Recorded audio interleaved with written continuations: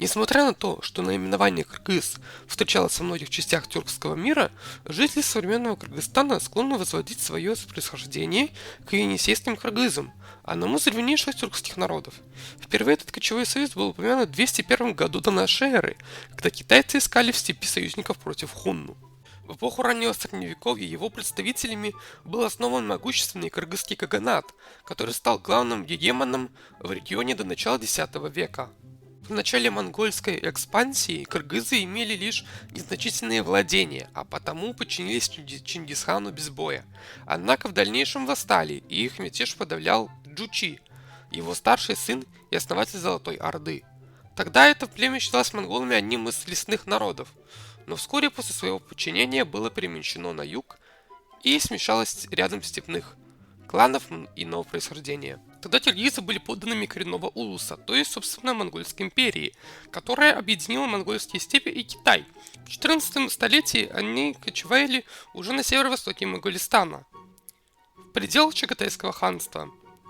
И лишь после его дезорганизации в ходе разрушительных войн с Тамерланом переместилась и укрепилась на современной территории. В то время их политическое положение было спорным, поэтому с соседним казахским ханством был заключен военный союз против общих врагов, которыми были западные монголы ойраты, основавшие тогда несколько крепких государств, а также узбекская династия шейбанидов, созданная давшее Бухарское ханство.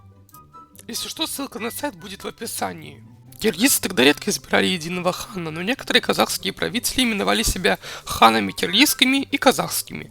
Во время знаменитой Арбулакской битвы 1643 года, ненадолго оставившей экспансию Джунгарии, в казахском войске был и киргизский контингент. В начале 18 века военные возможности Джунгарского ханства выросли. Оно перевооружило свою армию ручным огнестрельным оружием и артиллерией.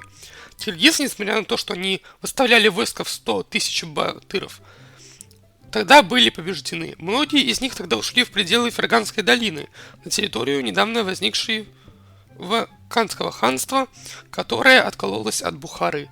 Они, киргизы, заняли влиятельное положение в этом государстве, другие были вынуждены подчиниться джунгарам.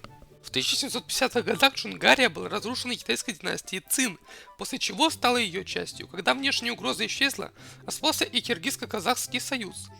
Несколько десятилетий на два народа обменивались взаимными военными походами, в которых удача была на той или другой стороне. Южные киргизы постепенно переходили к оседлой и полуоседлой жизни, перенимали узбекские и таджикские обычаи и богатели на плодородной ферганской земле. Их ополчение составило существенную часть каканских вооруженных сил, тогда как северяне были, так сказать, бедными, но независимыми, хотя формально тоже считались подданными Каканда. Противостояние между ними, политическое, немножко облегчило русское завоевание этого государства.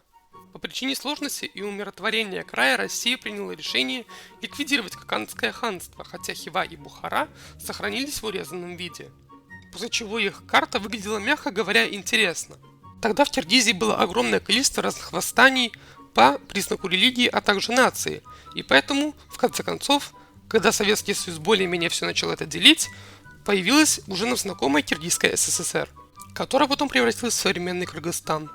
Ну, если вам понравилось это видео, пожалуйста, обязательно подпишитесь на канал, поставьте просто лайк. Ну и всем пока!